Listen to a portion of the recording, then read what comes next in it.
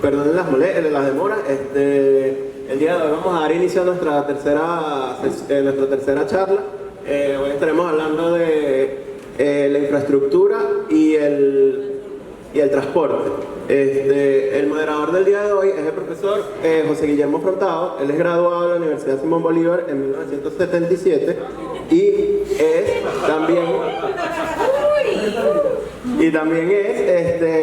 tiene una maestría en la Universidad del Instituto de Tecnología de Massachusetts, el MIT.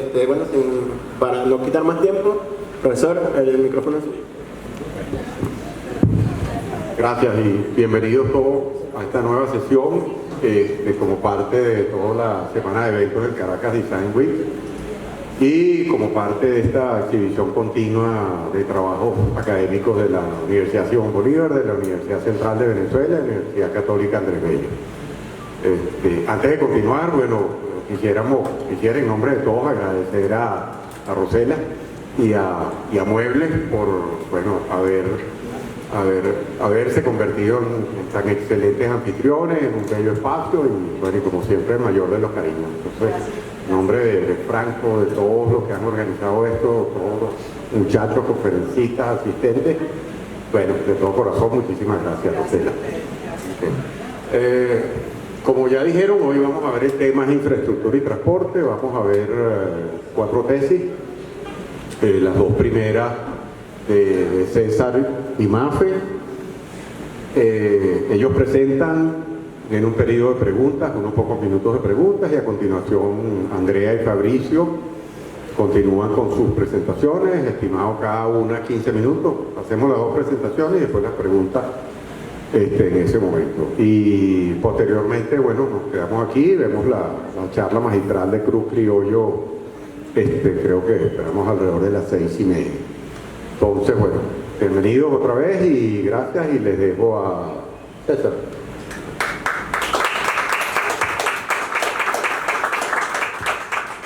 Muchas gracias, profesor, y muchas gracias a los organizadores de este evento por la invitación y por compartir este espacio justamente para difundir los proyectos de grado de nosotros jóvenes arquitectos, ¿no?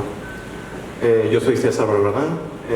Les voy a estar hablando, les voy a presentar el trabajo de grado que realicé hace par de meses, que se trata sobre el metro de Caracas y de cómo fue de gran impacto para el crecimiento de la ciudad de Caracas. Es importante recalcar que el metro, el sistema de transporte masivo, para un país, para una ciudad, es un indicador importante para el crecimiento económico, ya que garantiza de alguna forma la conectividad metropolitana e inclusión social dentro de diferentes puntos geográficos de un país, o sea, de una ciudad. Y es importante justamente también evaluar estas condiciones.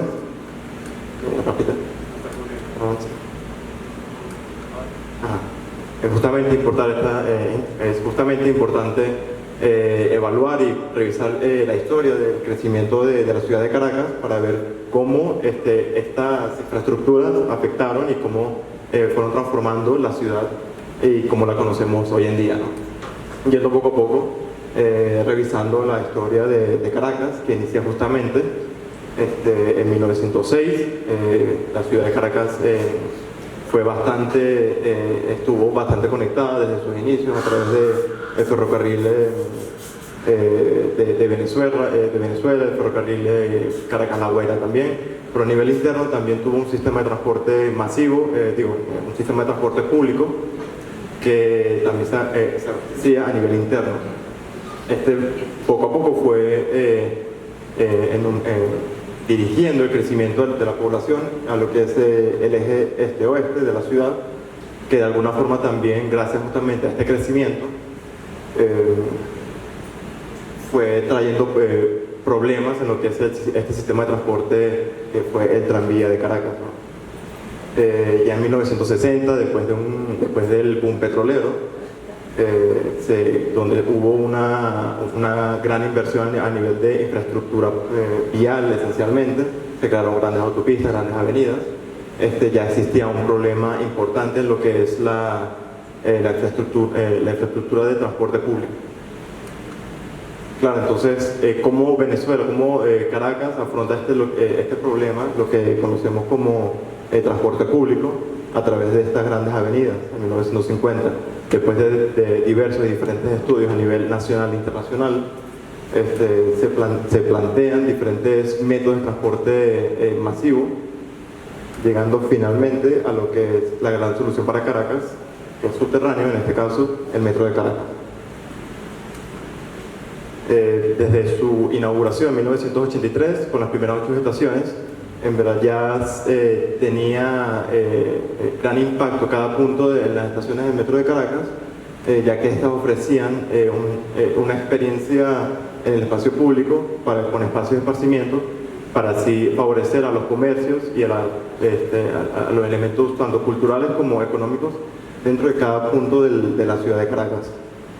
Sin embargo, con el tiempo, esta noción de estaciones de metro se fue perdiendo poco a poco, conociendo lo que conocemos actualmente hoy en día, que es una estación que generalmente se cierra hacia la ciudad y que se ubica en las grandes avenidas, esencialmente en las esquinas de estas grandes avenidas. Entonces, claro, como tenemos estas condiciones donde la estación de metro se cierra justamente hacia la ciudad, generando espacios de linealidad a la hora de pasar justamente a los espacios internos de los andenes.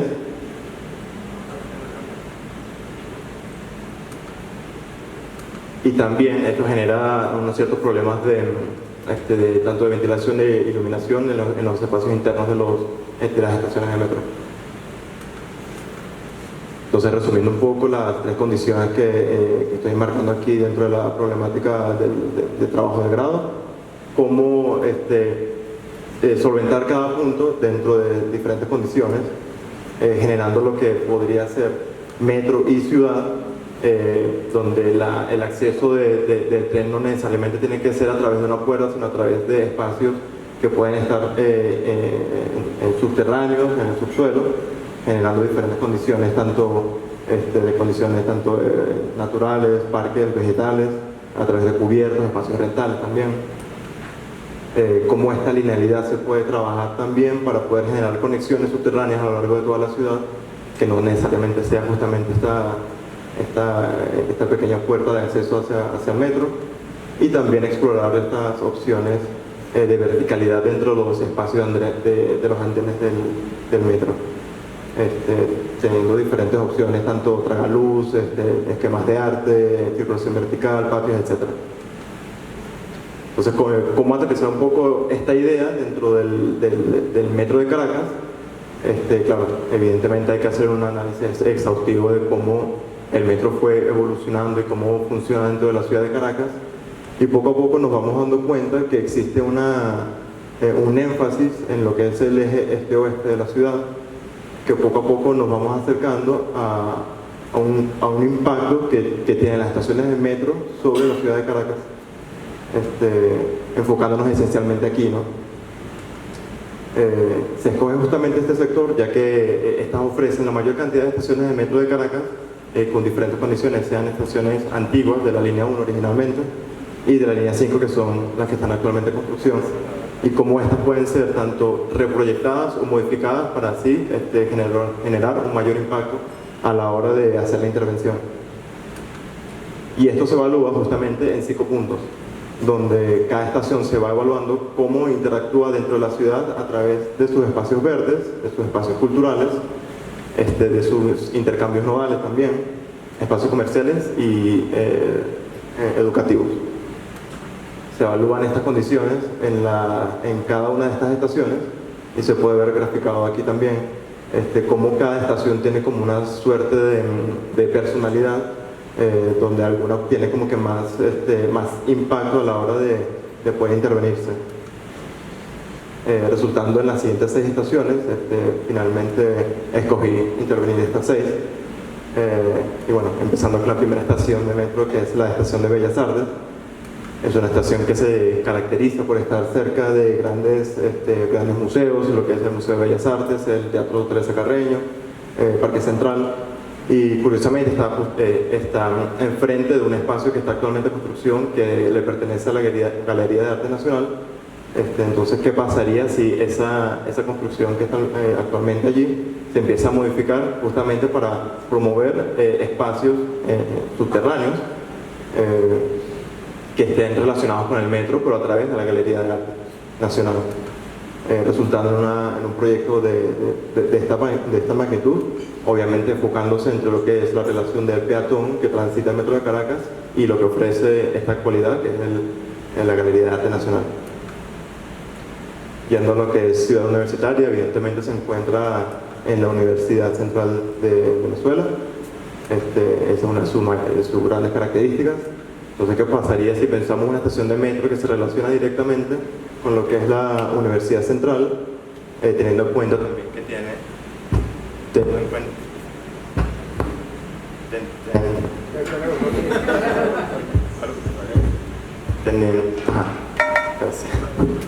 teniendo en cuenta también que tiene un eje importante que es la avenida Paseo de los Ilustres. Entonces, pensar también esta intervención a través de esta escalera helicoidal que justamente remata al Paseo de los Ilustres, pero también generando estos espacios en subterráneo que es justamente para la Universidad Central de Venezuela, donde se pueden ver clases abiertas, clases compartidas, en ese sentido. La siguiente sería Las Mercedes, que es un proyecto que justamente estamos cerca de allí. Es una zona que está actualmente en construcción con grandes torres de edificaciones. Y claro, ¿qué pasaría si pensamos una estación de metro donde esta condición de crecimiento comercial se puede combinar con la noción de espacio público subterráneo? Entonces, pensar una propuesta donde el metro pueda ofrecer espacios rentables para así también tener facilidad de sus accesos a la hora de transitar el metro de Caracas. La estación Miranda también se caracteriza por estar cerca de Parque del Este, y claro, sería súper interesante tener una estación que se relacione directamente con el parque, y justamente este proyecto lo que explora es esa idea de tener esos espacios enterrados, esos espacios que se relacionan con el parque, y justamente como que ofrecer esta perspectiva y esta experiencia a lo largo del metro. La estación Guaraíra Repano es súper importante también porque esta ofrece una conexión entre lo que es Caracas y Guarenas, y también pensar como una solución mixta donde se pueden observar diferentes calidades programáticas, sean oficinas, residencias, espacios culturales, justamente para combinarlo con el tema del metro de Caracas. Y finalmente, ya concluyendo con las 6 estaciones, está la estación Chacaito. Es súper importante porque esta está ubicada justamente debajo de la Plaza Brión. Es súper importante para la ciudad y es una de las más únicas, ya que también a nivel subterráneo tiene diferentes espacios comerciales que también pueden ser aprovechados a lo largo de todo su recorrido, ¿no?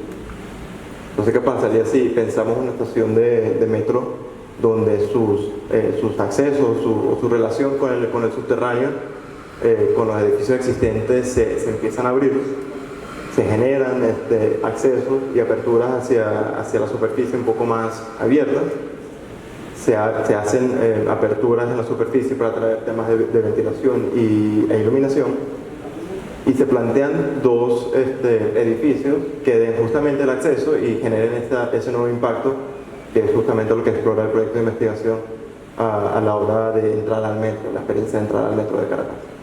Todo esto integrado con una plaza que va amarrando esta propuesta, y así es como nace el Centro Cultural Subterráneo de Chacaito, conformado por esta pieza horizontal y subterránea, que es la Plaza Brión, un elemento puntual que es la biblioteca del Metro de Caracas, y una torre que va a ser la nueva oficina del Metro de Caracas. Empezando por la primera parte, que es la Plaza Brión. Se busca mantener la parte esencial de la plaza, intentando dejar las plantaciones de árboles lo más originales posible, pero de alguna forma modificando la plaza de tal manera que se puedan abrir esas aperturas para el subterráneo, pero también aprovechando esa condición para poder generar mobiliario urbano o espacios tipo anfiteatro para hacer presentaciones. En el subterráneo se plantea hacer las conexiones con los edificios existentes y justamente también mostrar la oportunidad que tiene el metro, no necesariamente hacer un pasillo para acceder a los andenes, sino también tener diferentes espacios tanto para exhibición o plazas abiertas, etc. En un extremo de esta Plaza Brión se encuentra la Biblioteca del Metro, que la función principal es colocar la colección principal del Metro de Caracas. Pues en el otro extremo también se ofrece colocar espacios abiertos justamente para colocar zonas de estudio, zonas de presentaciones, que también es justamente con el acceso al Metro de Caracas. En el otro extremo se ubica la torre del Metro de Caracas, que también se podría colocar en espacios rentables para otro tipo de oficinas tipo coworking, pero también tiene un elemento bajo que sirve de espacio cultural para el metro, pero también hace una relación entre lo que es el subsuelo y este elemento bajo de la torre, generando lo que podría ser este nuevo acceso hacia el Metro de Caracas, que pues un poco más abierto, pero también trayendo lo que podría ser una nueva imagen hacia el Metro de Caracas, que justamente es algo que estuve intentando investigar a lo largo de este trabajo de investigación, que es recuperar la identidad del Metro de Caracas, que en su momento llegó a ser bastante icónico, no solo a nivel nacional, sino a nivel internacional, y también reconocer que fue parte de crecimiento importante pues, de la ciudad a la hora de lo que es amarrar toda la ciudad de Caracas y mostrar también las potencialidades que tiene cada una de estas estaciones de metro. Muchas gracias.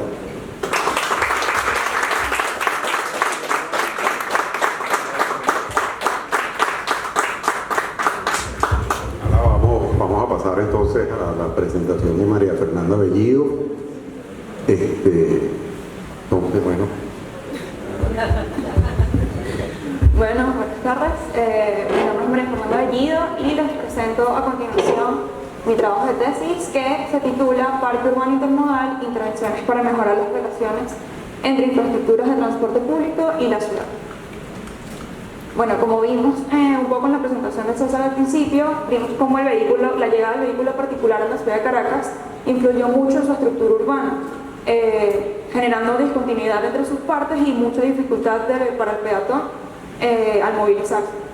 Sin embargo, con la construcción del Metro de Caracas fue gran ayuda para la solución de estos problemas de transporte y movilidad, y además trajo consigo diversos espacios públicos importantes para la ciudad como plazas, bulevares, etc.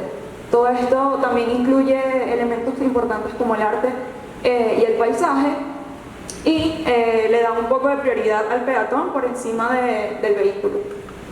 Sin embargo, al pasar de los años, estos espacios han tenido que adaptarse a las necesidades de los transeúntes, viendo recurrente ahora conflictos con modos no motorizados, deterioro del espacio público y, gracias a comercios y paradas informales, terminan siendo terminales a cielo abierto.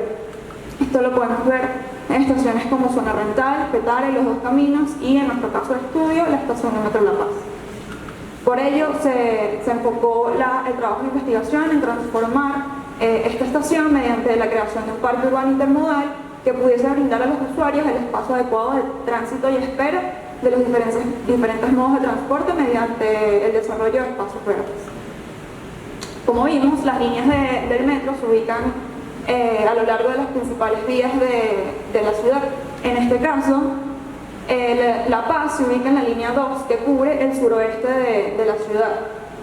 En este sector, y casi en toda Caracas, hay pocos espacios públicos y parques acondicionados que se integren a la dinámica urbana. Esto también se puede ver un poco en el índice de metros cuadrados de área verde por habitante. La Paz, en este caso, influye sobre sectores importantes como Montalbán, La Vega, La Paz, Vista Alegre y San Martín. Pero para entender un poco cómo es la situación actual de la estación, se definieron 3 escalas definidas a partir del recorrido del peatón en 3 tiempos, que serían 5, 10 y 20 minutos. Bueno, en cuanto a movilidad, en la estación confluyen 3 vías importantes, como lo son la autopista Francisco Fajardo, la extensión de la avenida San Martín y la única conexión a nivel transversal, que es la avenida Higgins. En cuanto al transporte superficial colectivo, se maneja por las principales avenidas. Sin embargo, podemos ver que es un poco escaso para diversos sectores. Todo esto está directamente relacionado con los usos productivos del lugar. También se ubicaron las diferentes zonas atractoras que nos permitirían ver cuáles eran los equipamientos de la zona y ver cómo había también una escasez en cuanto a espacios públicos y de esparcimiento. También se evaluó cuáles eran los recorridos a partir de la estación en los diferentes tiempos determinados, para ver cuáles eran los actores principales que podrían influir sobre el desarrollo de la propuesta. La estación de La Paz cuenta con 5.64 hectáreas, de las cuales la mayoría está destinada a talleres y almacenes de las unidades del Metrobús, dejando solamente un 15% de espacio para el acceso público. Todo esto llama mucho la atención de los diferentes usuarios, ya que denominan continuamente al lugar como un cementerio de buses. En la parte del acceso público es constante ver diversas paradas y comercios informales que se dan debido al gran flujo de personas que pasa por el lugar. Es por esto que se planteó la creación de un parque urbano intermodal que, mediante el espacio público, busca ayudar en temas de movilidad y calidad de vida de las personas. Estos 3 factores serían importantes para el desarrollo de 3 macroestrategias que nos ayudarían a definir el proyecto. Empezando con la movilidad y la dinámica urbana, se aumentó la cantidad de paradas y rutas de transporte colectivo, buscando llegar a más sectores importantes dentro del parque. También se definieron 2 puntos que serían nodos intermodales, ubicados en la redoma de la India y en la estación de La Paz, esto para ayudar el intercambio entre los diferentes modos de transporte. Adicionalmente, también se plantea una ruta de tren ligero, buscando ofrecerle al usuario mayores alternativas para poder movilizarse mediante el transporte público, y en un futuro se busque que la propuesta llegue a sectores como San Martín, El Paraíso y Careguá. También se plantearon una serie de ciclovías junto con sus paradas para el alquiler de las diferentes unidades, y se reforzó a nivel transversal con diversos corredores peatonales que servirían de ayuda. Adicionalmente, también se creó un nuevo acceso desde la autopista para poder tener mejor control de los vehículos que ingresarían a la estación, y en las avenidas principales se decidió hacer una serie de intervenciones buscando una mayor fluidez en el sistema. Después tenemos la estrategia de productividad y encuentro, donde principalmente se busca un cambio en la zonificación del lugar, buscando diversificar los usos del suelo. Algunos puntos claves serían importantes para el desarrollo de la regeneración urbana del lugar, y también actuarían como custodios para el sistema de espacios públicos propuestos. También se plantearon diversas estrategias e intervenciones urbanas que podrían ayudar con la conectividad de la propuesta en general.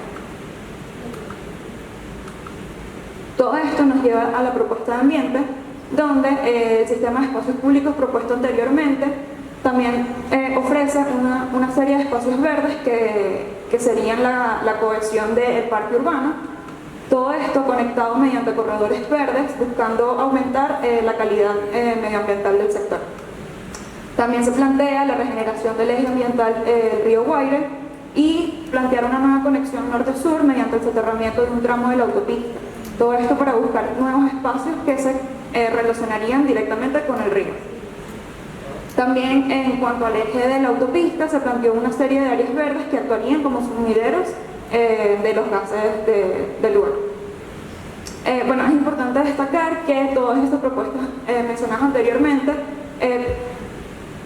influyen muchas carreras y muchas profesiones, por lo que podría decirse que el proyecto es un poco multidisciplinario en ese caso. No solamente depende de decisiones arquitectónicas, pero es lo que nos va a dar pie a la propuesta arquitectónica a continuación. El nodo de convergencia de todo esto es la estación de Metro La Paz, donde la pieza busca la cohesión entre los diferentes cambios planteados en la propuesta urbana. Todo esto buscando diversificar los usos dentro y fuera de la misma, ofreciendo nuevos espacios para el peatón al momento de movilizarse.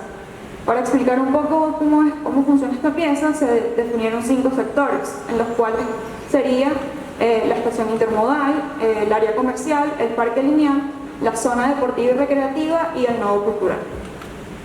Empezando por la estación intermodal, en la que sería el nodo de convergencia de los diferentes modos de transporte. Todo esto están articulados mediante el espacio público y la vegetación. Aquí convergen el metro subterráneo, transporte superficial, rutas universitarias, líneas de taxi, tren ligero, autos compartidos y bicicletas y scooters eléctricos. Las zonas de espera están vinculadas mediante espacios abiertos que permiten la rápida conexión del usuario por el lugar.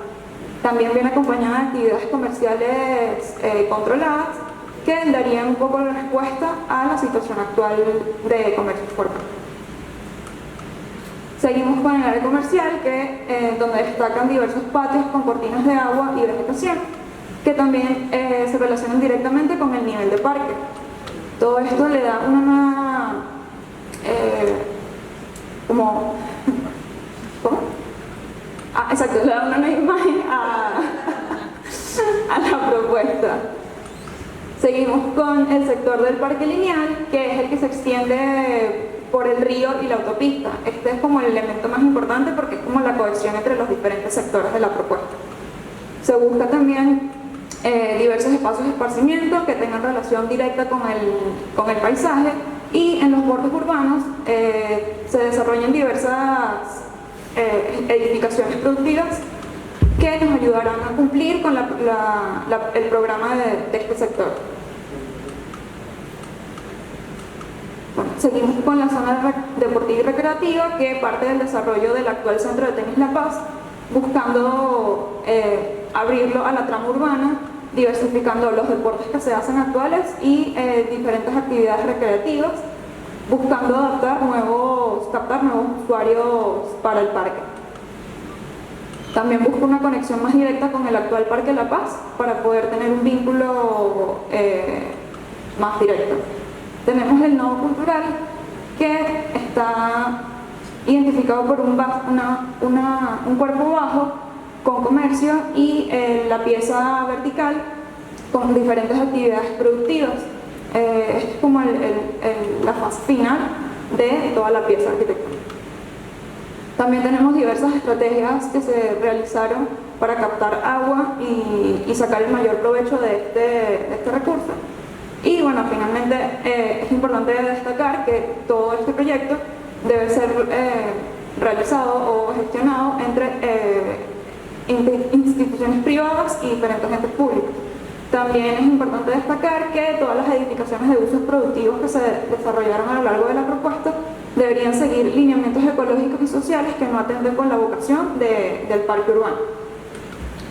Se desarrollaron también una serie de fases de desarrollo para poder llegar a la propuesta final.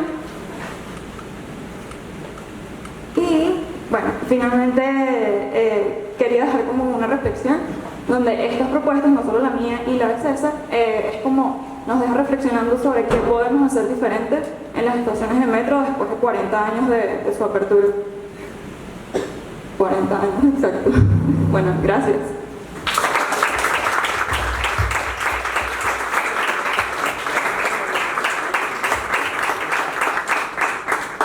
Bueno, gracias Mafe y César. Uno ve los trabajos y cuenta porque uno sigue como en este oficio. Ahora abrimos un periodo de preguntas. Y simplemente me volví loco porque todas tienen demasiado potencial, todas. Eso no quiere decir que todas estén en mal estado, eso no quiere decir que ninguna funcione, simplemente es el hecho de ver realmente cuál es el potencial que tienen esas estaciones para sacarle el provecho al entorno urbano que lo rodea y cómo complementarlas, ¿no? Porque, por ejemplo, si tomamos simplemente la estación ciudad universitaria, se puede potenciar la parte educativa, pero se puede complementar con una parte comercial, con una parte cultural, con una parte de parques o lo que fuese. Eso es independientemente de las estaciones que yo personalmente había escogido.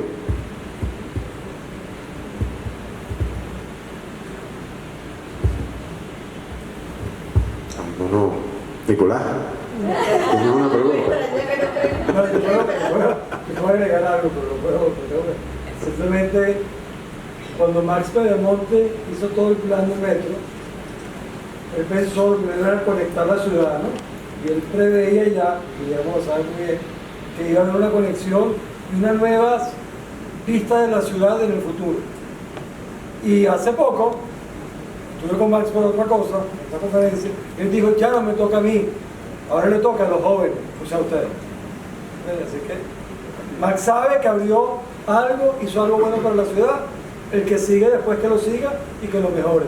Y ese es el momento de que ustedes agarren ese testigo y lo hagan. Gracias.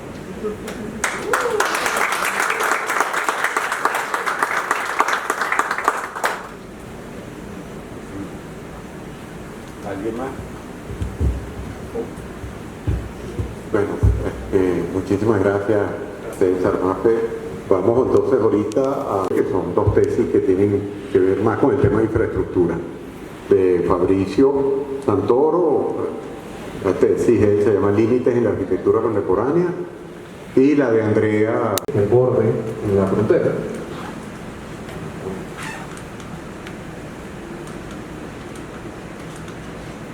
Son conceptos comúnmente usados de manera peyorativa para referirse a las divisiones y barreras entre diferentes realidades, pero a través de reflexiones como la lógica del límite de Eugenio Trías, con su idea del límite como concepto, puede ser reinterpretado como un espacio cooptado por múltiples actores interesados que generan lugares de encuentro. Esto, a su vez, por medio de las propuestas de Ciudad Collage de Colin Rowe, se convierte en una metáfora idónea para cultivar el desarrollo orgánico de las ciudades, venciendo a los ya agotados internos modelos modernos del pasado, abriendo camino a propuestas contemporáneas de la urbe.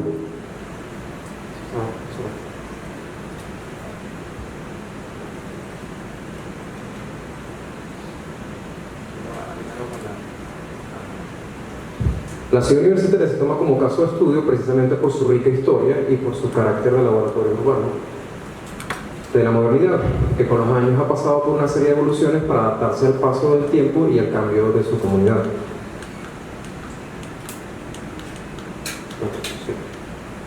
En el marco diagnóstico parte un análisis en tres escalas: metropolitana, urbana y de conjunto. En la primera se evidencia la existencia de corredores peatonales colindantes con el campus que finalizan de forma abrupta sin aprovechar los vectores de desarrollo que ofrece el mismo campus. A su vez, la extensa red de conexiones del sistema metro en la ciudad posee varias de sus más transitadas estaciones situadas en varias de las fronteras de la universidad. Las autopistas y avenidas que condicionan el tránsito vehicular de la ciudad en sus ejes cardinales coinciden entre distribuidores, de los cuales uno, el Pulpo, convive a diario con las actividades universitarias.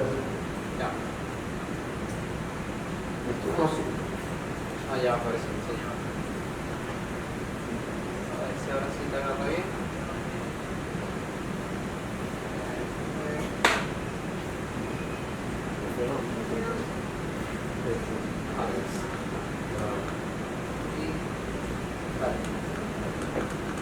Llega la que quería.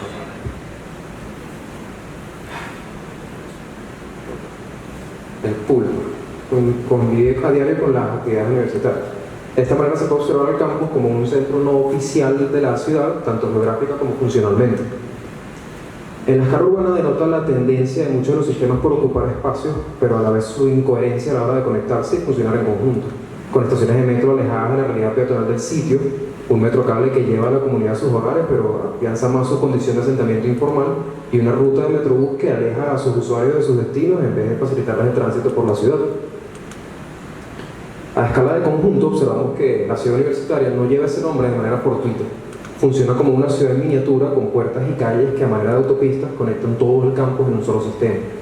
Las rutas peatonales se asemejan a calles y avenidas de media y alta velocidad, denotadas por sus caminerías cubiertas que te conducen directamente a tu destino sin irrumpir en los espacios internos de las facultades, pero fundiéndose eventualmente en ellas. Además, el contexto inmediato de la universidad está sectorizado por vestigios del pensamiento moderno, en trama, grano y usos, que bien uno puede pensar que son divisiones del espacio, pero la comunidad que lo habita es la misma. Los límites y bordes, a falta de ser condicionados por el IMES como herramienta arquitectónica, denotan barreras naturales y artificiales que condicionan el vacío a su alrededor, lo cual nos lleva a preguntarnos cuál es el lugar que ocupa el espacio público. Generalmente se utilizan ejercicios como el plano Noli, que a través de los llenos y vacíos describen lo que es público o privado, pero en el caso de este campus ese ejercicio no da abasto, porque todos sus edificios proponen una planta baja libre que plantea toda la universidad como un vacío a escala urbana. Podríamos reinterpretarlo como una plaza o parque metropolitano, pero incluso ese vacío formal está sectorizado y segregado en múltiples usos, donde hasta lo que parece que lo vinculan, el área verde, está sectorizado en diferentes tipos de gramíneas, suelos arbolados y densidad de vegetación. Es decir, tenemos un sistema extremadamente complejo con un potencial enorme para la ciudad. Hasta en el vacío, en la altura, se utilizan sus espacios. En el pasado se han hecho debates a través de pancartas con diferentes mensajes políticos proyectados entre las torres del conjunto y hasta en diálogo con los del contexto externo. En fin, las grandes infraestructuras abandonadas generan inseguridad. La incoherente jerarquía entre el automóvil y el peatón generan falta de conexión y el diagnóstico busca potenciar los accesos a la Universidad Central para recuperar parte del sistema ambiental de Caracas y los espacios degradados que posee. Partiendo de lo que una vez fue un núcleo independiente, viéndolo ahora como una marca de múltiples polaridades en el desarrollo de nuestra ciudad, por lo que se acota un sector en particular que presenta múltiples oportunidades para germinar un proceso orgánico de desarrollo que vincule el campus con la ciudad a través de sus intereses en común, que vendría siendo la senda entre la zona rental norte y la zona rental sur. Las estrategias acondicionan espacios abiertos, incorporan áreas productivas, reciclan infraestructuras del pasado e incorporan nuevas infraestructuras para generar un nuevo motor económico en la ciudad común para todos. Ello requiere una serie de intervenciones arquitectónicas en diferentes escalas que, fase tras fase, comenzarán a convertir a estos atajos abandonados por la comunidad en espacios de encuentro beneficiosos tanto para la comunidad universitaria como para la ciudadanía caraqueña, donde calles de servicio bajo autopistas se convierten en un símil de los corredores cubiertos de la universidad a escala metropolitana. Las estaciones de metro dejan de ser agujeros en el piso y se convierten en experiencias rentables de transición multifuncional. Los cauces de ríos se controlan con parques inundables que bajen la velocidad del agua. Los ingresos económicos abren puertas a financiar la construcción de sedes de facultades cuyas instalaciones no son las más aptas en el momento. En fin, es más la dificultad de construir sus espacios a través de hechos inmateriales y de sensaciones que de edificaciones concretas. Pero a la vez, la ciudad universitaria sirve de lección también de aquello que es la intención de esta investigación. El éxito de este proyecto es directamente proporcional a la convicción de la participación ciudadana. Desde pequeños ejercicios de acción, comenzando por llamar reunión a los habitantes de la comunidad, informarlos e informarnos sobre lo que opinan, pasar por la recuperación paulatina de áreas de intervención, cambiar la psique colectiva sobre lo que es un espacio público, generar los medios y fondos, invertir en las modificaciones de mayor escala, pasar por periodos de prueba y vivir en líneas, identificar el siguiente punto del recorrido de la senda y finalmente ejecutar el proceso nuevamente.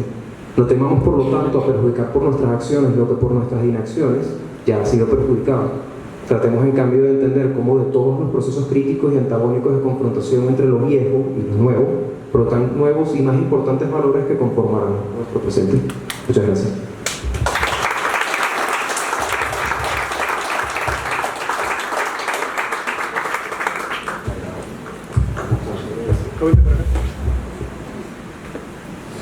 Sí.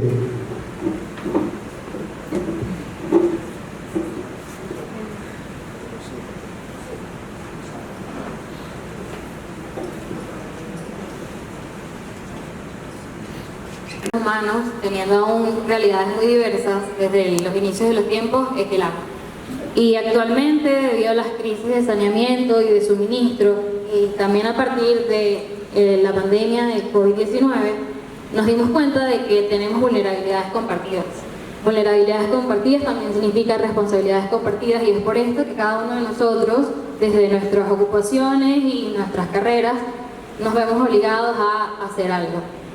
Teniendo en cuenta este pensamiento y esta sensibilidad, el objetivo general de esta investigación se basó en diseñar estrategias arquitectónicas basadas en el ciclo sostenible del agua para ayudar a mejorar la calidad de vida de las comunidades vulnerables, que son todas aquellas que por diversas barreras físicas, sociales o económicas no cuentan con el suministro ni con el higiene necesario para poder tener una buena calidad de vida. En este caso, estas comunidades vulnerables que se escogieron en la investigación son las que se encuentran al sur del aeropuerto Jacinto Lara en Barquisimeto. Barquisimeto es una ciudad que se encuentra a las riberas del río Turbio y es rodeada al norte por la quebrada La Nuestra. Esta ciudad presentó un desafío, pues ya que tiene un clima semiárido, no depende únicamente del agua de lluvia como sistema de recolección. Entonces, esta es una ciudad que también tiene muchas zonas protegidas, pero lamentablemente por la expansión de las comunidades vulnerables o de todos estos asentamientos informales, estas áreas de protección se ven invadidas. Es por esto que al estudiar la ciudad y ver cuáles son los sectores que tienen más comunidades vulnerables, se escogió el macrosector oeste, que es donde se encuentra un desequilibrio entre la cantidad de viviendas, de industrias y de espacios públicos.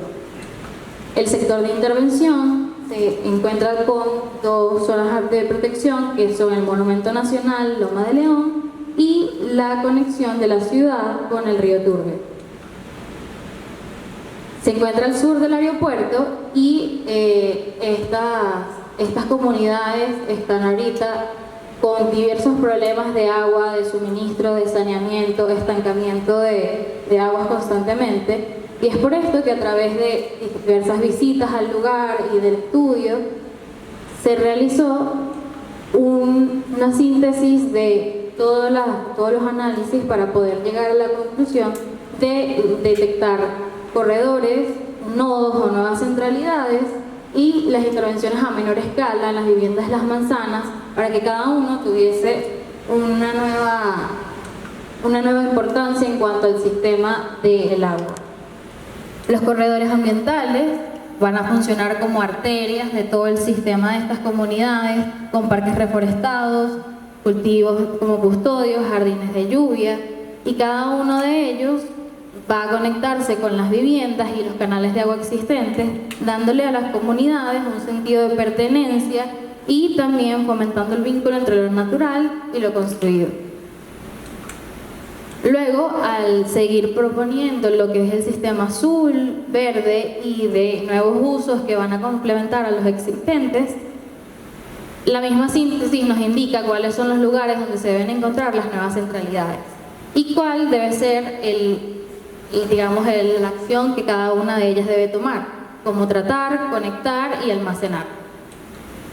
El nodo 2, que se encuentra en el monumento Loma de León, debido a que allí se encuentra actualmente el tanque de agua que surte a toda esta comunidad, su estrategia principal es el almacenamiento. Entonces, a partir de estos estudios, se integraron ahora balcones productivos, de recreativos, de esparcimientos que se unen con los usos que ya existen en la comunidad para poder devolverle el espacio público a la conexión entre el río, la montaña y la comunidad. También todas estas estrategias van a ayudar a parar un poco lo que es las presiones de urbanización de estas comunidades. La macromanzana de equipamiento se encuentra en la urbanización La Caruceña, que es la única que fue planificada, y esta actúa como una sutura hídrica a través de las manzanas de las viviendas y de los equipamientos ya existentes, también tratando de recuperar algunas edificaciones para que éstas puedan responder a las nuevas conexiones y estrategias de recolección, ya sea por islas de tratamiento, en jardines de lluvia, recolección por techos. Y finalmente, la comprobación arquitectónica se realizó en el nodo 1, que se encuentra en el Garabatal.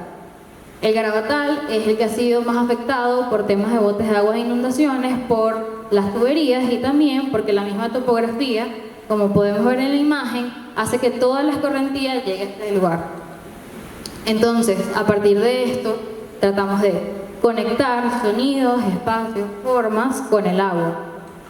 Y teniendo en cuenta algunos referentes y conceptos, como el de almacenar, filtrar, distribuir, llegamos a la propuesta donde, junto con los corredores, se incluyen los humedales artificiales, lo que va a poder agarrar todo el agua que viene de las comunidades, que ha sido tratada ya con las estrategias anteriormente explicadas, y va a tener esa primera capa de filtro a través de estos parques de agua que se crean con los humedales.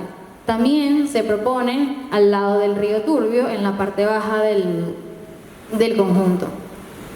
Es así como todo el edificio funciona como una máquina azul, donde cada parte funciona como una escalera que conecta la ciudad con el río, además de poder contar con un circuito de recirculación del agua. Tenemos los tinajeros que están en la parte principal y superior del conjunto. Estos recolectan el agua de lluvia y la tratan a través del proceso de filtración lenta para poder utilizar esta agua en los servicios y actividades que no requieran agua potable. Esta agua, después que se utiliza, se devuelve a los humedales para volverse a tratar. Luego tenemos en los techos de los demás edificios la recolección de agua y humedales encima de ellos, que también bajan el agua a las áreas de servicio y vuelven a subir como una conexión a través de la noria, que funciona como una conexión también al río a través de un ascensor vertical que lleva a las orillas del Turbio. Los estacionamientos también funcionan como esponjas de infiltración al tener jardines de lluvia, y todo el conjunto termina en la parte inferior con los humedales y las estrategias de colección de agua a través de la captación de humedad, neblina, rocío a través de pabellones con mallas que utilizan esa agua para poder tratarla en los humedales que se encuentran al lado del río. Todo este proyecto le devuelve a la comunidad y a Barquisimeto las energías renovables, los espacios múltiples de cultura, espacios para la educación, reducción gracias al efecto de las islas de calor, vegetación, y también incluye la vegetación autóctona de la ciudad, para poder trabajar con un sistema ambiental que puede devolverle a toda la comunidad el tema de una buena recolección y tratamiento de agua. Las conclusiones de este proyecto, bueno, primero, que cada uno de los proyectos debe diseñarse pensando en la creación de un sistema. Ninguno puede trabajar por sí solo. Al revitalizar los espacios se debe tomar en cuenta en devolver la capacidad de absorción al suelo y la creación de espacios que se conviertan en centros para la comunidad. El diseño arquitectónico es capaz de adaptar tecnologías alternativas de recolección de agua en cada una de las propuestas, y esto es necesario de que los arquitectos y los diseñadores podamos trabajar con esto en cada una de nuestras propuestas. El agua juega un papel importante tanto en el paisaje como en el funcionamiento de los drenajes, y es por esto que es un elemento que vincula y puede suturar espacios existentes. Hay una frase que la utilicé muchísimo en mi análisis de esta propuesta, que es: el edificio más sostenible es el que ya está construido, y es por eso que utilizamos en los distintos nodos edificaciones ya construidas para ver cómo estas pueden funcionar y responder a las necesidades de agua que tiene la comunidad. Las macromanzanas en nuestras urbanizaciones pueden fortalecer las organizaciones vecinales en cuanto a la gestión del agua recolectada y tratada. Los modelos de abastecimiento y usos de agua en las viviendas pueden integrarse con los espacios comunes, así como contribuir con la espacialidad y sostenibilidad de la casa. Y es importante conocer la perspectiva de la comunidad, debido a que esta es la que va a ayudar a organizar todo este sistema, y junto con los municipios y el desarrollo del deporte, la recreación y la cultura, se puede crear un concepto más fuerte de lo que es la organización de estos proyectos. Y bueno, como comentaba también María Fernanda, la arquitectura por sí sola no puede resolver todo el problema, es por eso que se requiere de un equipo multidisciplinario con los personajes principales, con los representantes de la comunidad. Y finalmente, aunque la arquitectura no resuelva por sí sola los problemas de agua de una comunidad, su aporte es requerido en la gestión del agua urbana. Y es así como este proyecto de investigación busca conectar agua, ciudad y vida. Gracias.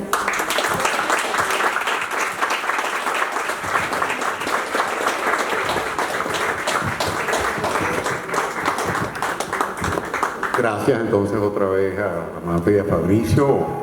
Abrir algo que reflejan estos trabajos es que independientemente del tema y de la razón de ser, o lo que hace ciudad y hace calidad de vida o no vale la pena.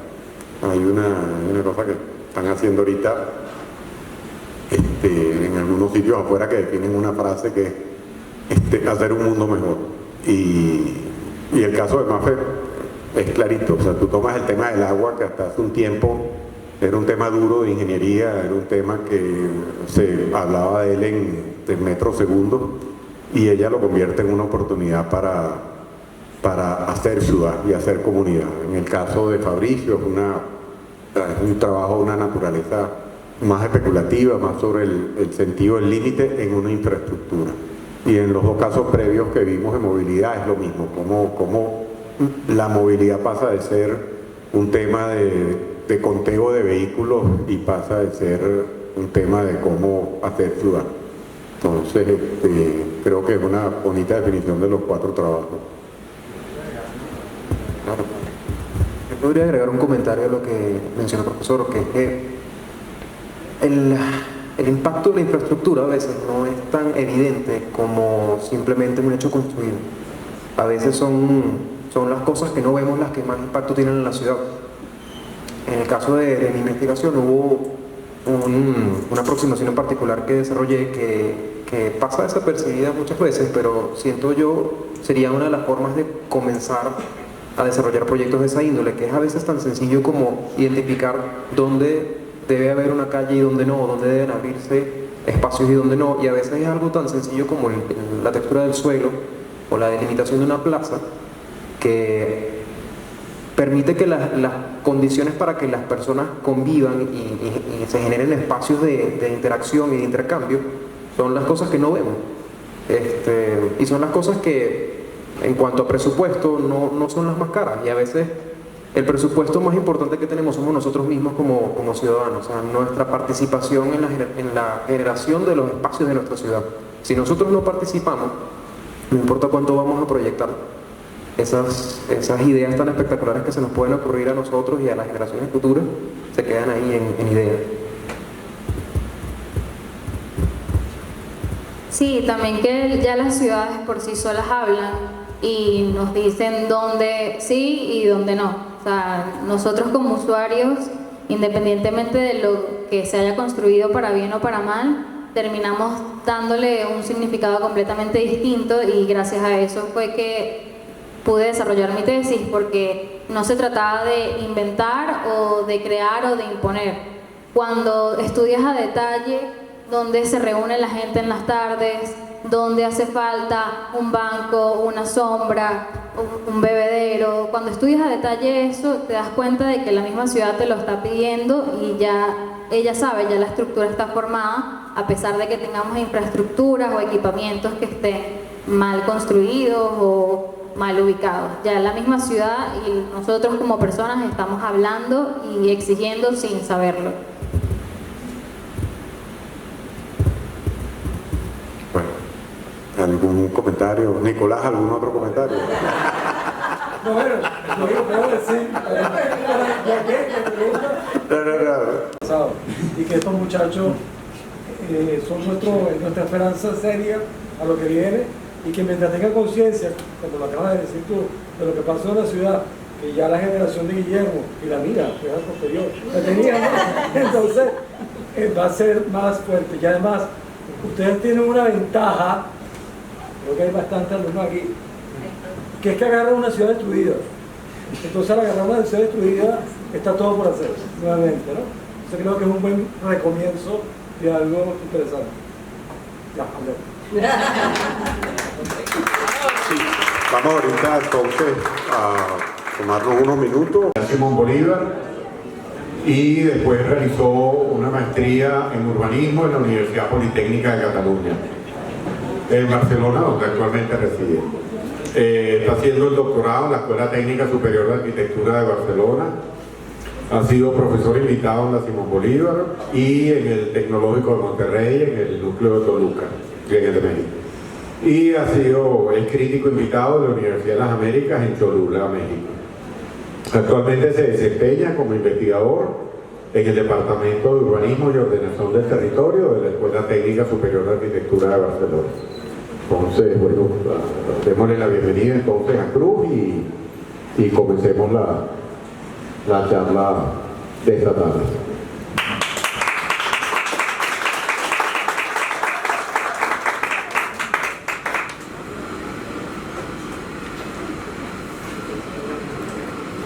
Sí, en primer lugar quería agradecer a los organizadores por la invitación a este evento. Discúlpame que estoy desde Barcelona, España, pero bueno, fue imposible ir a Caracas el día de hoy. Agradezco muchísimo esta invitación y compartir este espacio con otros ponentes que respeto y conozco desde la universidad y desde la práctica profesional. Me gustaría compartir una información que tengo ahora en mi pantalla para que la vean. Me siento como el gran hermano ahí en la presentación gigante, pero bueno, creo que es los tiempos que estamos viviendo, ¿no? Y bueno, después de agradecer a la organización, quiero comenzar la presentación para que no les consuma mucho tiempo. Voy a compartir ahora mi pantalla. Si la ven, me pueden hacer una señal para saber si la están viendo.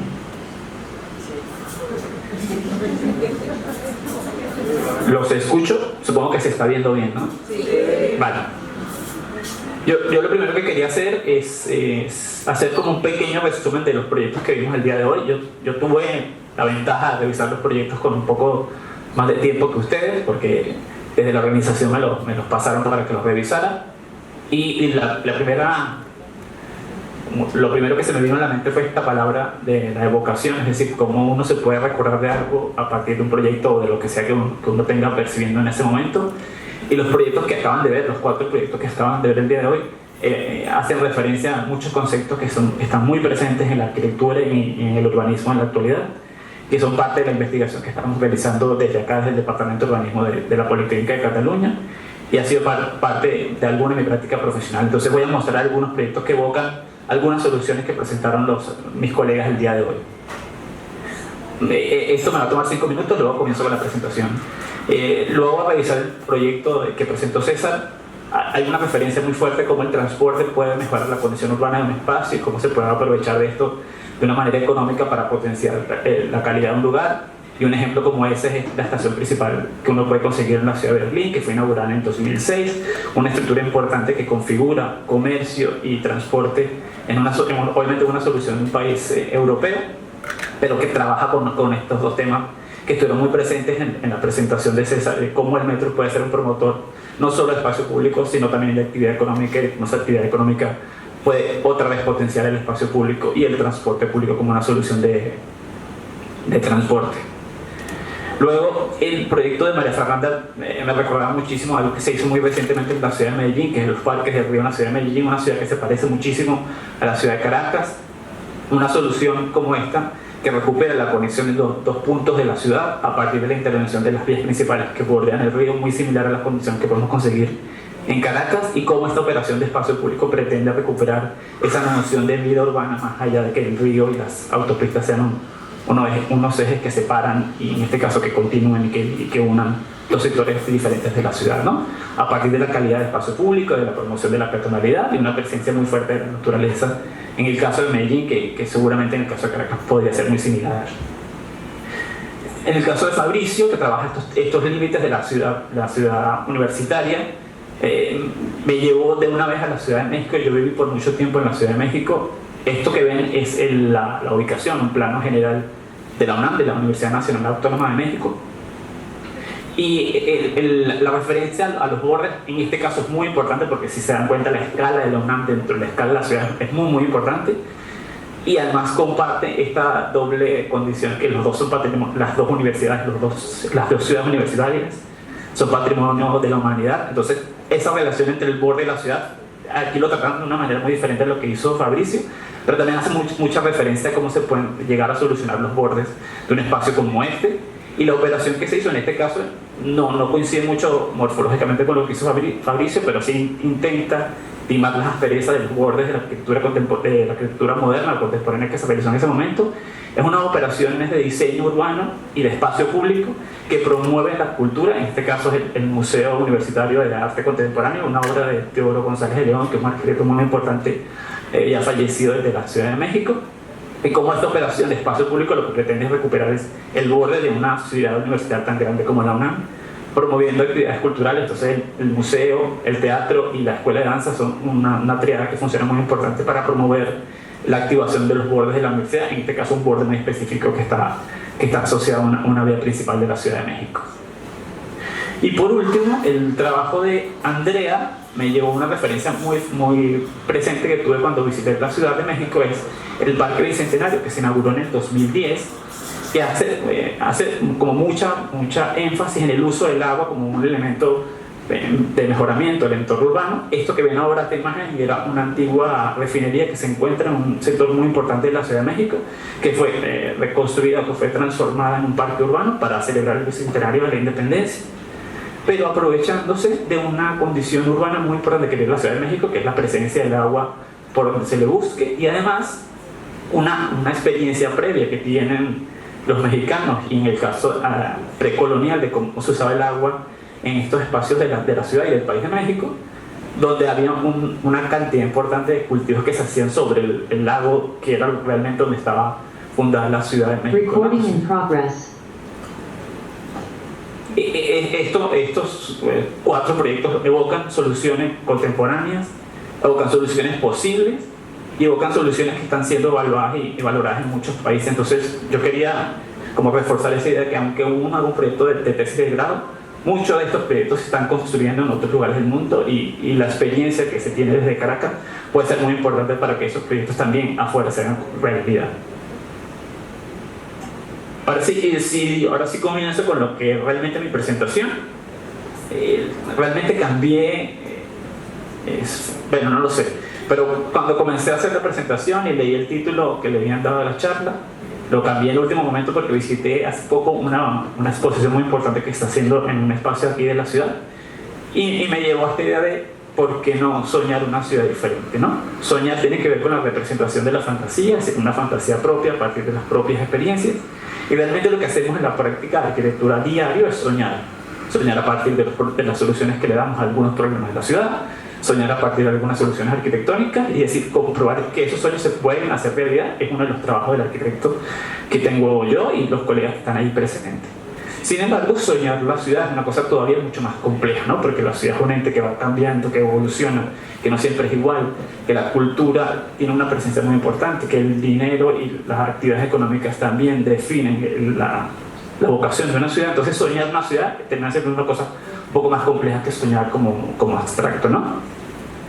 Y recordaba, o sea, la primera ciudad, yo no soñé una ciudad, pero la primera ciudad que yo comencé a soñar fue, hace mucha relación a esta trilogía de películas que se inauguró, bueno, como en los años 85, pero yo terminé viendo como muy presente en la televisión en Caracas, bueno, y en Venezuela.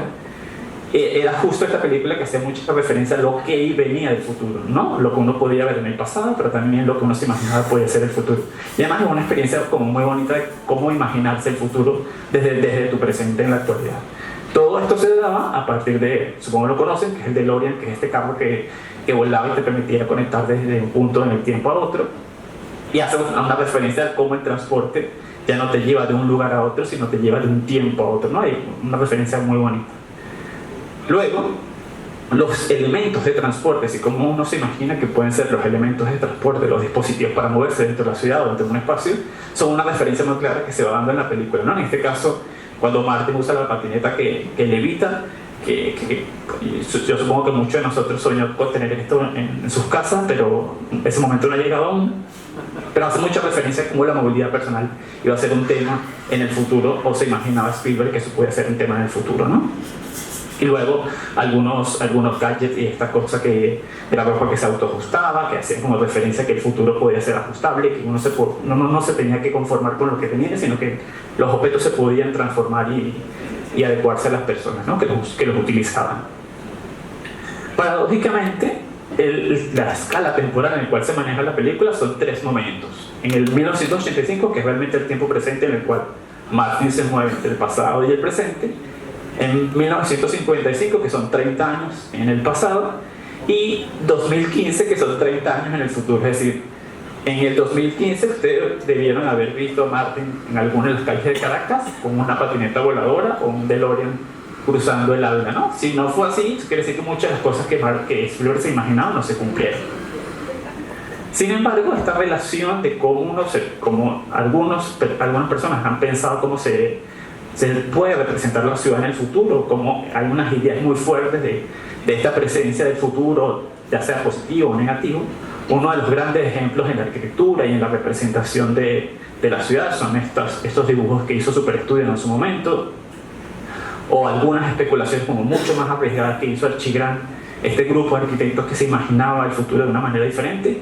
Como si se dan cuenta, siempre estuvo muy presente las grandes infraestructuras y cómo se mueve la ciudad, en este caso cómo se mueve la ciudad específicamente, o cómo uno se mueve dentro de la ciudad. Sí, hay 2 temas que son muy recurrentes: la estructura de la ciudad, la infraestructura, lo que uno puede ver, tocar, y cómo eso te permite moverte de un lugar a otro. En algunos de los casos la película se movía de un tiempo a otro, pero en el común de los casos es como uno se mueve de un lugar a otro. Y yéndonos un poco más hacia el pasado, otra vez haciendo esta idea de viaje en el tiempo, en 1910 se realiza en la ciudad de Londres una conferencia de arquitectos y urbanistas, y esa conferencia se titulaba La ciudad del futuro, es decir, cómo estos arquitectos y urbanistas se imaginaban desde 1910 cómo podría ser la ciudad del futuro, dentro de 50 o 100 años. E invitaron a este arquitecto y urbanista francés, y este era el París que él vivía. Este es París en 1912. Eso que ven es una calle típica, una calle obviamente congestionada de París, donde se puede ver que hay transporte público, transporte privado, transporte a sangre, de tracción de caballo. Comenzaban a verse los primeros carros Ford, porque el Ford se hace popular en 1908, y aquí comenzaban a verse algunos por la ciudad. Esas personas, hay un pequeño kiosco circular que está en el centro de la imagen. Esas personas eran los inspectores de tránsito, es decir, las personas que podían tratar de gestionar la circulación de todos estos elementos que convergían en un solo lugar, para además permitir el paso de los peatones en esta calle. Esta era la ciudad a la cual se consiguió el arquitecto que después mostraba cómo era el futuro. Y él mostró la ciudad a partir de su reflexión presente, y lo hizo a partir de 2 planos, de 2 secciones: la sección de una calle en la actualidad, que se podía conseguir en cualquier calle general en París, y luego una calle futura. En la calle actual, si se logra ver el dibujo, en los espacios de arriba siempre habían zonas de servicio en las azoteas de los edificios, los chimeneas o cosas así. Y recuerden que es París y Francia, entonces las personas que vivían arriba soportaban el clima de una manera menos amable, porque el edificio no estaba protegido para mantener el frío interior. Entonces ahí se colocaban todos los elementos de servicio. Luego los ascensores no eran de uso común, entonces la persona que vivía en el último nivel era la persona realmente más pobre, ¿no? La que no tenía la posibilidad económica para vivir en planta baja o en niveles inferiores. Luego había una planta baja en algunos de los casos comercial, y luego hay una sección del suelo que es muy importante, que muestra que habían algunas infraestructuras que se conectaban con estos edificios. Y ya no más, luego habría una infraestructura pública sobre el nivel de la calle, el transporte público ocupando algunos de esos espacios, y luego algún tipo de mobiliario urbano y alumbrado, cosas así, y unas calles que funcionaban más bien como para elementos de transporte de mercancía, y no más. Entonces, esta es la calle que él había catalogado en 1910, y esta era la calle que él se imaginaba en el futuro. Si logran ver en los edificios, en la zona más alta, ya no hay zonas de servicio, hay lo que puede ser como unos lofts o unos pisos, unos apartamentos muy importantes, porque él se imaginaba que en el futuro iba a haber algunos elementos que permitían conectar en vertical el edificio, y que las personas que vivían en el último nivel iban a ser muy importantes porque permitían tener aire fresco, porque estabas en el tope del edificio, y permitían iluminarte de una manera más fácil porque ya no estabas en la zona más baja donde era más difícil obtener la luz del sol. Eso así. Luego, si ven la zona del suelo se complejiza, comienza a aparecer una cantidad importante de infraestructuras que no solo llevan agua, sino llevan servicios. Además sirve para el tránsito de mercancías, sirve para conectar los edificios con este borde, con este sótano de servicios como muy fuerte. Y la superficie de la calle la deja como muy tranquila, donde solo atraviesa el transporte público. Y luego en el edificio que aparece en la derecha de sus pantallas, si lo logran ver, hay un elemento, un carro volador que llega hacia la azotea del edificio, luego baja por un elevador que puede ser un elevador hidráulico hasta los sótanos. Y en los sótanos hay algo todavía mucho más particular, es que es el sitio donde se almacenan los instrumentos para transportarse. Este coche volador que parece un avión de la primera generación, y luego además, si se logra ver, no sé si lo logran identificar, hay dos secciones, dos vistas en alzado de dos coches Ford, que era más o menos lo que se podía conseguir ahora en 1908. Y él se imaginaba que en el futuro los edificios en los sótanos iban a necesitar espacios para almacenar todos estos elementos de servicio y además de transporte que necesitaban para movernos no solamente al sector de la ciudad, sino en la totalidad de la ciudad. Luego de eso, en 1929, se inaugura en la ciudad en la cual vivo ahora, en Barcelona, el primer semáforo eléctrico, es decir, el primer elemento que permite configurar el tráfico de la ciudad. Este elemento estaba en una calle muy importante de la ciudad, se inaugura en 1929 porque había una exposición universal que era un relanzamiento urbanístico de la ciudad en algunos de los sectores, y entonces eso generó algunas congestiones y la necesidad de tener ese semáforo, y además el semáforo tenía un guardia asistido para que controlar el funcionamiento del semáforo y no se fuera a descarrilar, ¿no? Porque no eran tan automáticos como no se llegara a imaginar. Eso es en 1929. Casi 100 años después, esta imagen que ven ahora se hizo viral en Barcelona hace algunas semanas, y es literalmente un semáforo que uno se puede conseguir en la ciudad. Es una foto real, no es una foto retocada, que uno se puede conseguir en la ciudad, que te permite decidir para dónde cruzar si estás en una bici con esta intersección. Imagínense lo que hemos complejizado el espacio urbano, que para leer este semáforo hace falta un manual. Entonces, si cualquiera de nosotros si llega a esta intersección y se para sobre el semáforo, literalmente no va a saber qué hacer, no sabe si el rojo indica adelante o detenerse, o si el amarillo indica precaución, pero porque hay unos amarillos y unos solos verdes, ¿sabes? Es una cosa que hemos complejizado, no solo la relación entre las personas y los instrumentos que nos permiten movernos, sino también nuestra relación con la propia ciudad. Y eso se hace evidente en una imagen como esta que parece más bien retocada y me parece la realidad, ¿no?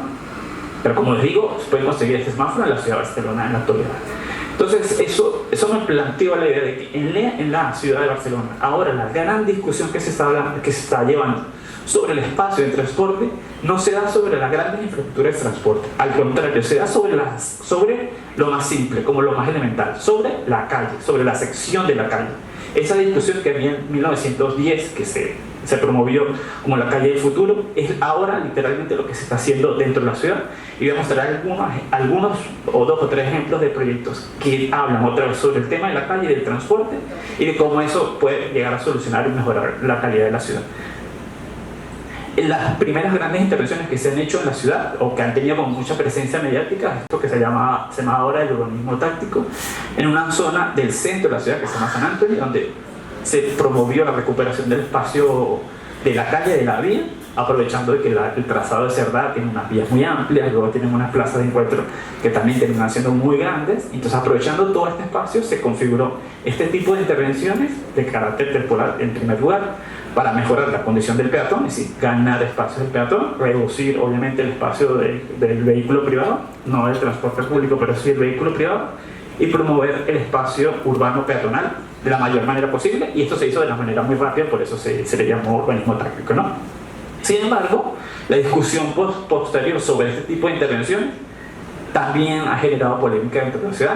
Es una ciudad en la cual se discute muchísimo urbanismo y los vecinos y la gente local tiene muchísimo conocimiento sobre cómo funciona la ciudad y qué se puede hacer y qué tal vez genera efectos contrarios. Esta política ha tenido también sus críticas porque no necesariamente genera los mejores impactos en todos los lugares, ¿no? Pero la quería mostrar porque ha sido una práctica recurrente en la ciudad y realmente ha sido muy importante en algunos sectores de la ciudad para mejorar la condición urbana y peatonal de algunos espacios. Y muestro esta imagen que es como el ejemplo principal de qué pasa en una de las intersecciones del centro de la ciudad, del ensanche, donde se realizó este tipo de urbanismo. La fase superior de eso, de otra vez, de cómo se interviene en la calle para mejorar el espacio público, para peatonalizar o para generar espacio urbano en un entorno tan restringido como el ensanche. Eso que ven ahora es el plano del ensanche de Barcelona, no toda la ciudad, sino la ciudad como limitada por el plan de Cerdá, donde se trazaron algunos ejes principales que el ayuntamiento llama superillas o supermanzanas. Y cada 4 calles hay una calle verde, se le denomina una calle punteada, una calle verde. Esa calle verde es lo que se denomina como la superilla o la calle principal, la cual están siendo peatonalizadas. Realmente la mayoría de estas intervenciones se van a terminar este año por el ley que cambia el ayuntamiento y lo que está. Y lo que ven más oscuro son esos puntos rojos, son unas plazas que se muestran en estas intersecciones que genera el ensanche, y es un proceso que está ahora literalmente en construcción. Si vienen ahora en la ciudad de Barcelona, se van a conseguir plazas de nuestra ciudad. Para eso el ayuntamiento convocó un concurso de arquitectos, la mayoría locales, la verdad, y la propuesta que ganó para la intervención de estos espacios, y que es lo que se está construyendo ahora, es lo que propone era renaturalizar la mayor cantidad de espacio del pavimento, recuperar la noción de los jardines privados de las casas, de las plantas bajas, hacia la sección de la calle, y promover una peatonalización intermedia. Es decir, siguen pasando los coches o los carros de las personas que viven en estas calles, pero solamente los vecinos pueden usar estas calles. Las personas que van a ir de un punto A y un punto B necesitan cruzar estos sectores, se tienen que mover en las calles paralelas. Es decir, se distribuye el tráfico de una manera diferente a la que había diseñado Cerdá.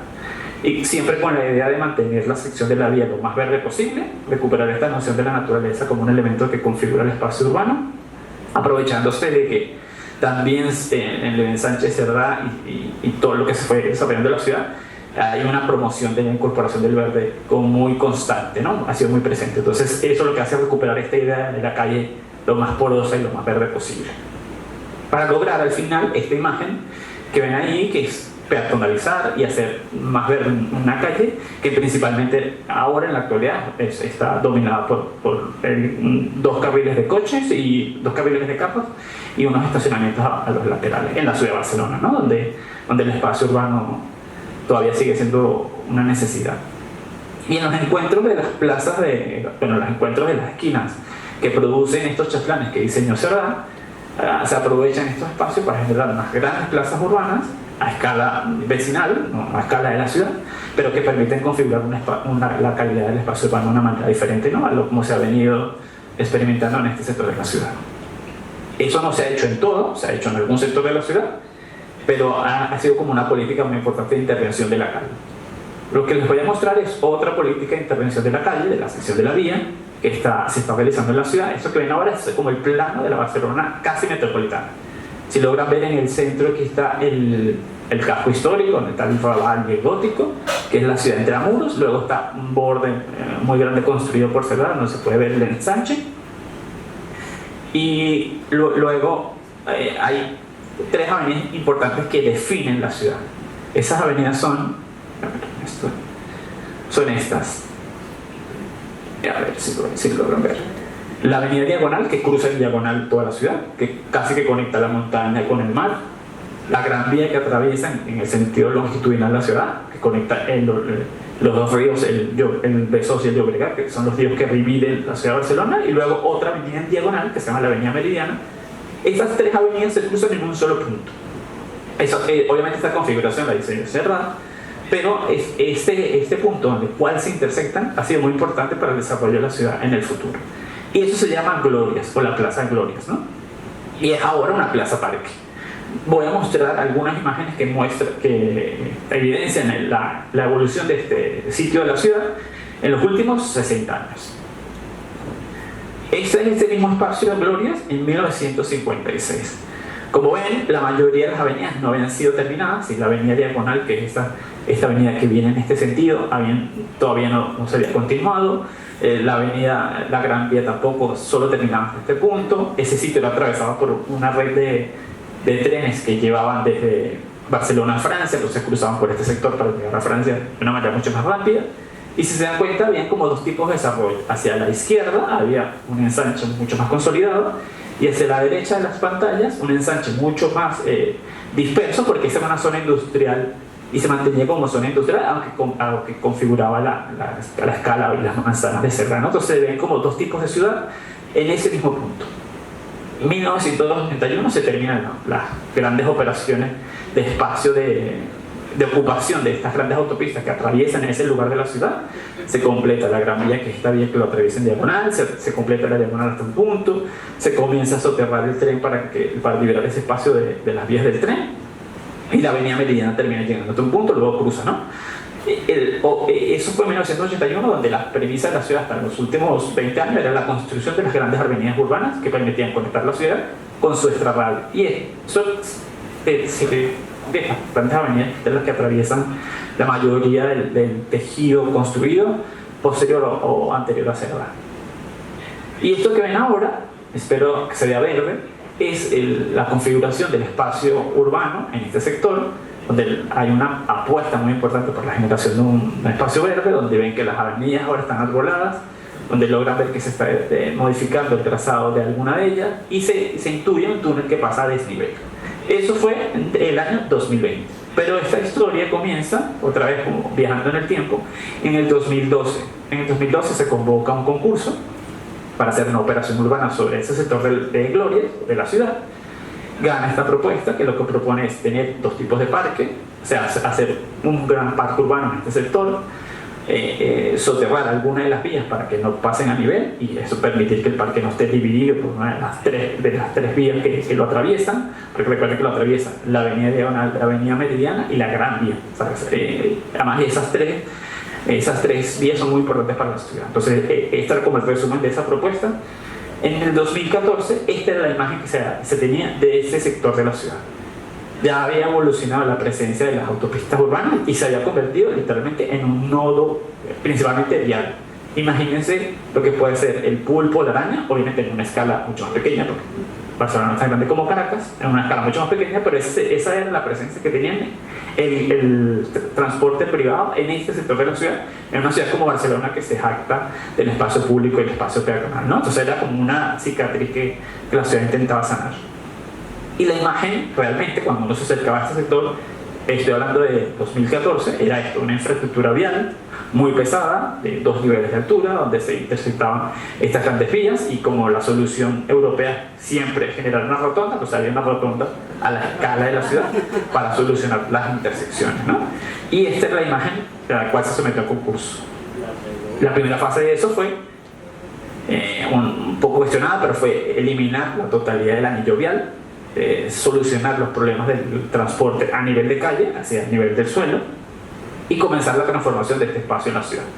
Eso fueron 6 años después del concurso. O sea, imagínense cómo son los tiempos urbanos, ¿no? Que uno en arquitectura se imagina que esto en 6 años puede estar listo. Bueno, eso es el año 2018, donde se comenzaron a hacer las reformas importantes. Fue la demolición del anillo vial y la solución vial a nivel de las calles para ver qué calle pasaba y qué calle no. Que recuerden que era como un nodo donde llegaban estas 3 avenidas principales, ¿no? Luego, en el 2000... Esta es la imagen que se puede conseguir ahora en Gloria si van en el 2021. Un espacio totalmente peatonalizado, donde el verde es el elemento principal, donde ni siquiera se siente la presencia del carro privado, porque no se escucha, porque muchos de estos pasan por uno de los principales túneles que está por debajo de la plaza, y otros fueron desviados a los bordes del gran parque urbano para que comenzara a funcionar como parque urbano, ¿no? Y eso se hizo a partir de 3 operaciones. La primera es la Gran Vía, son 2 túneles que pasan por debajo del parque, tomando en cuenta que por debajo del parque también pasan las líneas de trenes que van a Francia, que más pasan 2 líneas de metro, entonces era solucionar todo eso debajo de la superficie del suelo era complejo y terminó siendo muy costoso. Luego el parque se divide en 2, un parque hacia el norte y otro parque hacia el sur, y las avenidas, la Diagonal y la Meridiana, terminan desviándose por los bordes para no invadir el espacio central del parque. Para 2024, esta es la imagen que se quiere del parque. Ya se está construyendo la segunda fase. La primera fase, como lo ven, ya está construida como está un gran claro, que es más bien un parque de sol. Luego se está construyendo el parque de sombra, porque en Barcelona el clima lo permite y es amable para eso. Luego, la idea principal del parque es que configure un espacio público de escala metropolitana que permita revitalizar el área que está cercana al Museo del Diseño, que es este edificio como perpendicular que ven en el centro de su pantalla, y aprovechar un poco el entorno para mejorar no solo el espacio público, sino para promover la vivienda pública, que es una de las falencias muy importantes en la ciudad ahora, ¿no? La necesidad de construir